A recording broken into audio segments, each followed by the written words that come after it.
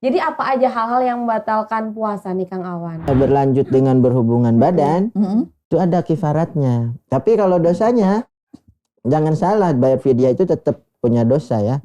Karena sudah merusak keagungan bulan puasa. Misalkan bawa kendaraan macet dari Pamulang ke sini bisa 2 jam 3 jam. Dalam fikih itu ada ketentuan bukan dari segi waktu. Halo Sobat PDKT, balik lagi. Saya Aprilia Nurlaili. Saya Michelle Erison. Balik lagi kita ke PDKT, Podcast Desa Kepengen Tahu. Tapi ini episode Ramadan di segmen Nunduk. Apa tuh? Nunduk itu nunggu beduk. Tek, tek, tek, tek, tek. Tepuk tangan dong. Nah, di Nunduk episode kali ini spesial bersama Kang Awan. Selamat sore Kang Awan. Bukan selamat sore dong. Assalamualaikum langsung mungkin ya. Iya. Assalamualaikum. Waalaikumsalam. Gimana kabarnya Kang Awan? Alhamdulillah. Baik ya. Ya, walaupun belum makan dari subuh saya. Saya sehat. Juga, nggak cuma Kang Awan gitu. aja. Kirain saya doang, ini maaf ya. Berarti kita Tapi sama ini ya. lagi ngabuburit sambil nunggu beduk, ya kan? Ngabuburu berit. Nggak tahu lagi. Nggak tahu Emang lagi mohon ya. maaf ya Kang ya. Ini kita Oh, iya. orangnya orang Sumatera, orang Bukan Jawa. orang Aring. Bukan orang Aring. Bukan. Ya. Oke, Michelle, ini kan kemarin udah banyak pertanyaan yang masuk ke kolom komentar. Benar, di episode yang ini ya, yang waktu Baren sama Nina ada episode ini ya. Tanya dong Kang Awan. Tanya dong Kang Awan.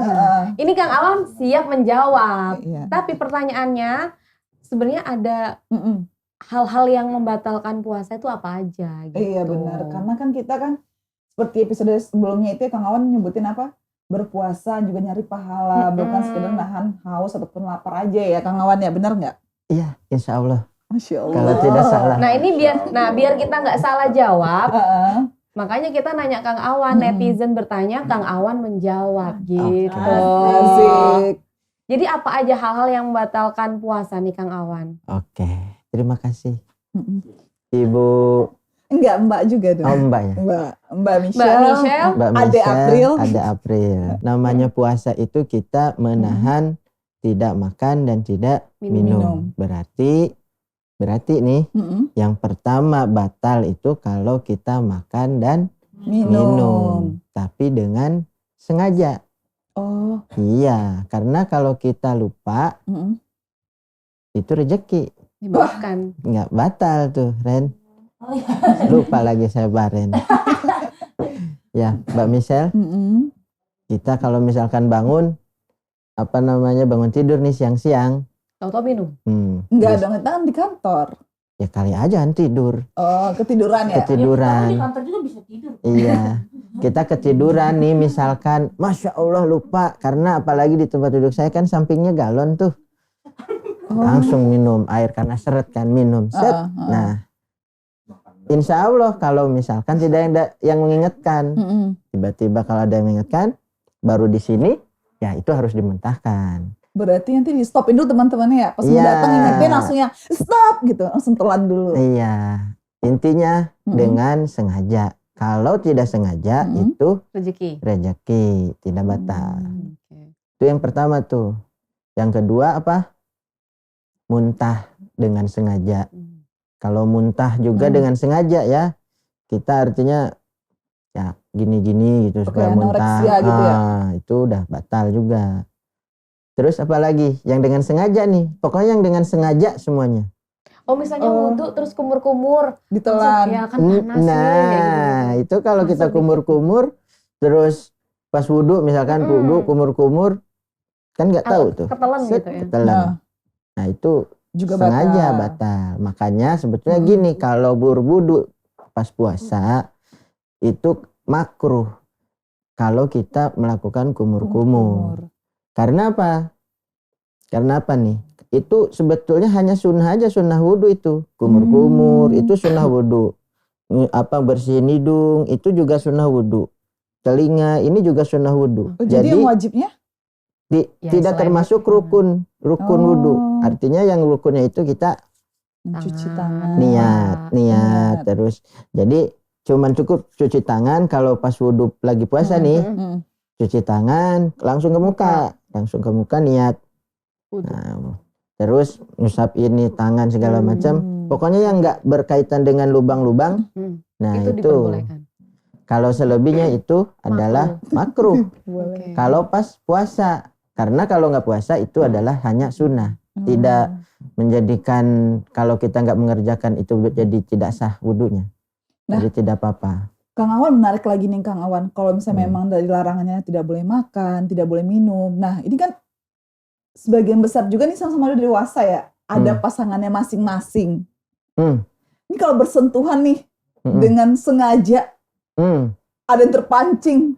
Nah itu gimana tuh solusinya? Tanya dong Kang Awan. Oh ini bisa bertanya. Bisa bertanya, Kang Awan menjawab. Nah itu lanjut tuh. Berarti dua, yang ketiga nih adalah apa? Tadi mengeluarkan mani dengan sengaja atau dengan berhubungan dengan sengaja. Kalau berhubungan sengaja pasti ya. Enggak sengaja. Ya artinya kalau keluar mani kalau laki-laki nih tidak sengaja itu kan bisa lewat mimpi. Misalkan tiba-tiba kita ketiduran siang-siang terus mimpi enak. Yang laki-laki nih mohon maaf mungkin bisa jadi itu. Artinya terus keluar mani, tapi dengan tidak sengaja itu tidak batal puasanya. Oh, cukup dia langsung mandi? Ya, mandi junub biasa. Mandi junub puasa tetap lanjut? Lanjut. Karena kan nggak sengaja. Tidak sengaja, itu bisa melanjutkan puasa, nggak batal. Tapi kalau pas lagi mimpi terus tiba-tiba nanggung mimpinya, terus dilanjutin lah, itu batal, nggak boleh. Dia nggak boleh. Tidur ya. Ya, nggak boleh itu. Jadi itu beberapa hal yang membatalkan puasa. Nah, lantas tadi pertanyaannya Mbak Michelle nih, kalau misalkan kita berlanjut dengan berhubungan badan, itu apa hukumnya? Itu ada kifaratnya, Mbak Michelle. Apa tuh? Kalau kita dengan sengaja buka baju maksudnya. Terus berhubungan dengan suami istri, melakukan hubungan suami istri di siang hari di bulan Ramadan itu akan mendapatkan kifarat. Bayar kifarat. Yang pertama, kalau misalkan dia bisa membebaskan hamba sahaya atau budak. Kalau zaman Nabi ya, zaman Nabi kan masih ada budak. Kalau sekarang udah nggak ada. Kalau nggak ada, kalau kita nggak mampu puasa berturut-turut selama 2 bulan. Ini mohon maaf ya, teman saya ada yang udah ngelakuin masalahnya. Masih berpikir kayaknya. Sebelum ini ada yang bertanya itu tuh, tapi belum saya jelaskan. Baru saya terangin nih. Puasa berturut-turut selama 2 bulan. Tidak berhenti tuh. Tidak ada Sabtu Minggu, nggak puasa, harus terus menerus 2 bulan. Kalau nggak kuat lagi, bayar fidyah. Memberi makan orang-orang miskin selama 60 orang miskin. Nah, siapa yang membayar kifaratnya itu? Apakah suami atau istri? Atau kedua-duanya? Atau kedua-duanya. Itu kan? Nah, sebetulnya yang bayar kifaratnya itu adalah suaminya, kalau dia yang ngajakin. Iya. Berarti yang ngajakin yang bayar fidyah. Yang bayar fidyahnya itu adalah laki-lakinya.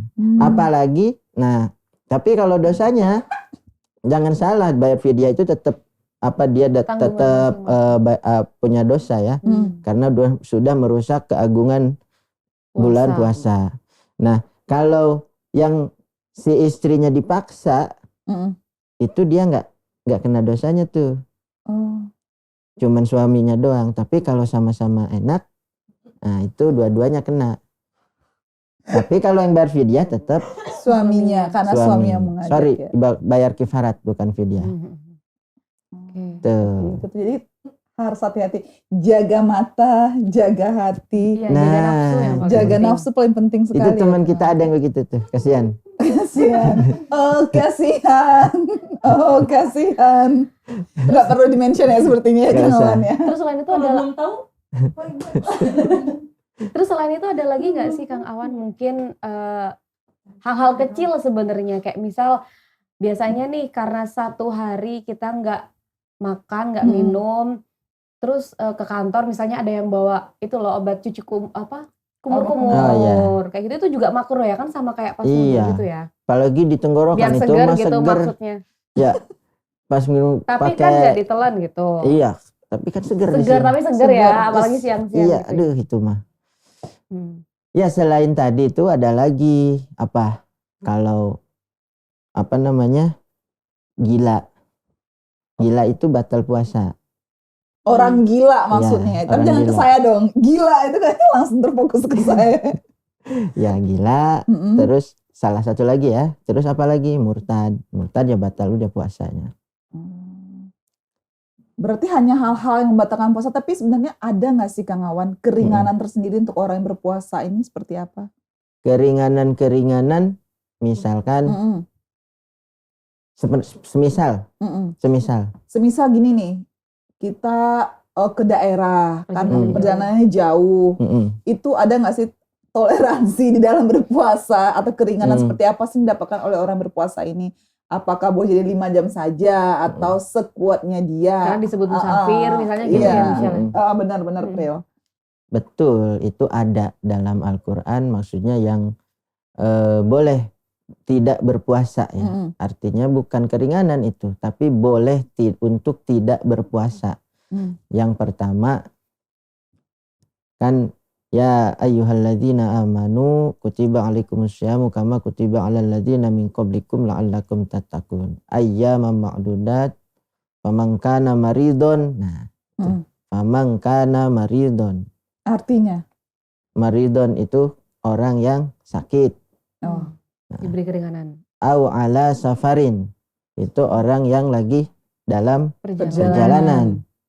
Nah sakitnya itu maridon itu sakitnya sakit seperti apa? Artinya sakit kalau memang sudah tidak kita kuat untuk berpuasa, maka ya buka aja lah, nggak apa-apa.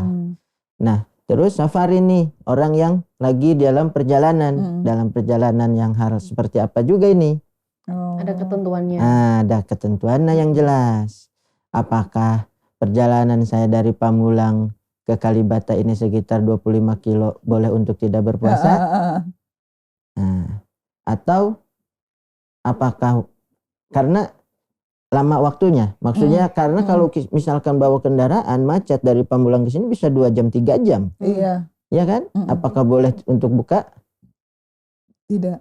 Nah, atau kita misalkan dinas Jakarta Makassar atau nggak usah Makassar, kejauhan misalkan ke Jogja, Jakarta Jogja naik pesawat berapa menit?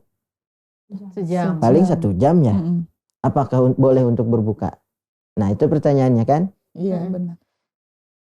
Dalam fikih itu ada ketentuan bukan dari segi waktu, karena zaman dulu ya mungkin belum teringat dengan pesawat ya, tapi dengan jarak. Boleh kita dikatakan safar, itu lagi berpergian itu kurang lebih sekitar 84 kilo. Nah jarak 84 kilo. Kalau lebih dari 84 kilo itu boleh kita untuk berbuka.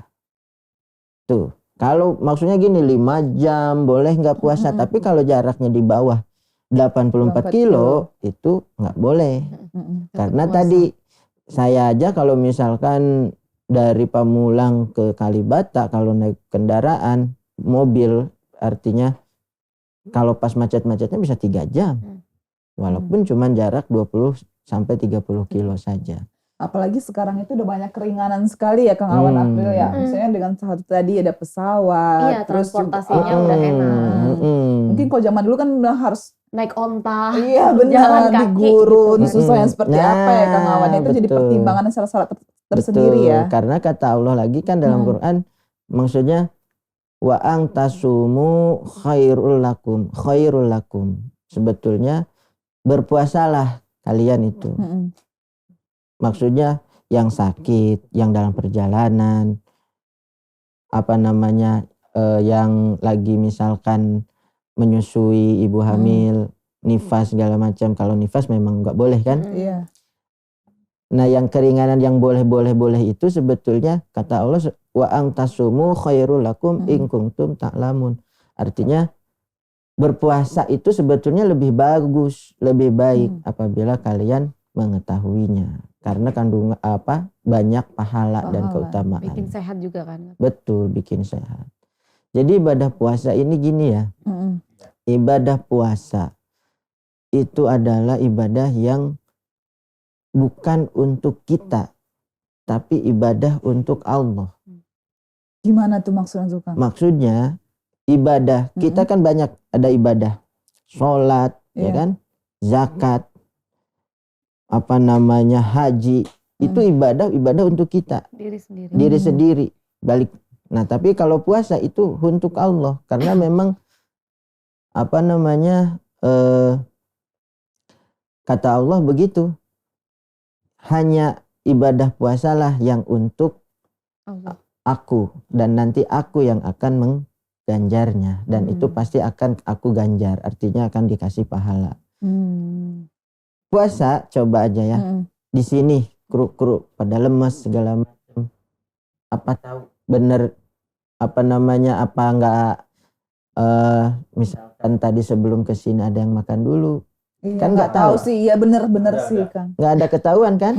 Berbeda kalau ibadah sholat misalkan. Nah, sholat itu kelihatan orang sholat. Kelihatan wujudnya sholat. Ya kan. Ibadah misalkan hajian, apalagi haji. Rame. Itu ibadah maksudnya ada tawaf, lempar jumroh segala macam, kelihatan gerak-geriknya. Kalau puasa nggak kelihatan. Hanya kita dan Allah yang tahu. Makanya itu. Apalagi kan ada hadis juga kalau misalnya berbuat kebaikan dilipat gandakan gitu ya. Apalagi di bulan puasa. Betul. Nah ini terakhir Kang Awan. Tadi kan udah nyinggung sedikit nih kru-kru yang lemes gitu kan. Apalagi ini kan juga pada kerja gitu. Nah menambah atau menjaga stamina ketika berpuasa sebagai karyawan-karyawan, sebagai pegawai itu gimana Kang Awan? Biar tetap segar gitu, biar tetap fresh. Oke. Itu yang jelas kalau puasa Ramadan itu ada yang namanya atau disunnahkan kita untuk bersahur. Nah, sahur itu hukumnya sunnah muakkad. Artinya sunnah yang memang diutamakan, dianjurkan gitu. Haruslah walaupun kata Rasul kan cuman seteguk air. Iya. Jadi sunnah sahur ini juga adalah sebagai pembeda dengan puasa-puasa yang sebelum Ramadan. Bahkan sebelum umat Nabi Muhammad maksudnya. Kan dalam Yahudi, Nasrani itu mereka juga mengenal puasa. Tapi Allah itu membedakan dengan puasa sebelum umat Nabi itu dengan adanya sahur. Karena sahur ini punya keutamaan khusus.